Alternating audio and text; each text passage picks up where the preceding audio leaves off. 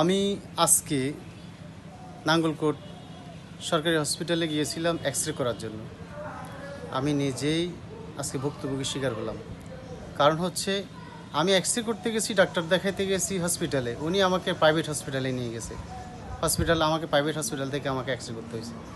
তা এখানে যে অব্যবস্থাপনা, এখানের কোনো চিকিৎসা বলতে কিছু নাই, এটাই আজকে তার প্রমাণ পাইলাম।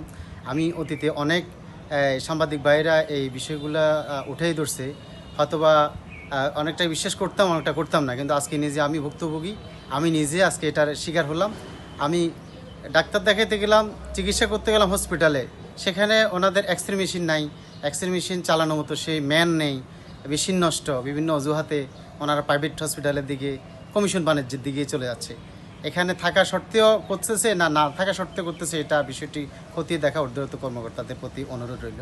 বিষয়টা হচ্ছে এক্স রে মেশিন কেন থাকবে না একটা হসপিটালে? একটা স্বাভাবিক একটা মেশিন থাকবে না এক্স রে মেশিন মতো জিনিস, এটা আসলে মানি নেওয়া যাচ্ছে না।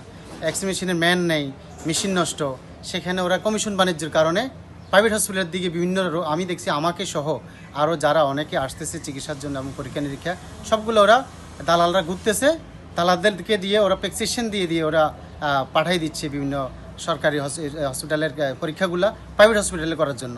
সেখানে নিশ্চিত, আমি এখানে 100% নিশ্চিত যে ওখানে এরা কমিশন বাণিজ্যের ভিতরে ঢুকে আছে, এরা এই সেবা থেকে বঞ্চিত। আমি ঊর্ধ্বতন কর্মকর্তাদেরকে প্রতি দৃষ্টি আকর্ষণ করছি, আপনারা এগুলার হসপিটালের প্রতি নজর দিন। এই অব্যবস্থাপনার প্রতি মানুষে যেভাবে পড়ে আছে, সেবা থেকে প্রকৃত সেবা থেকে বঞ্চিত হচ্ছে, এটা আসলে আমরা মোটেও কাম্য নয়।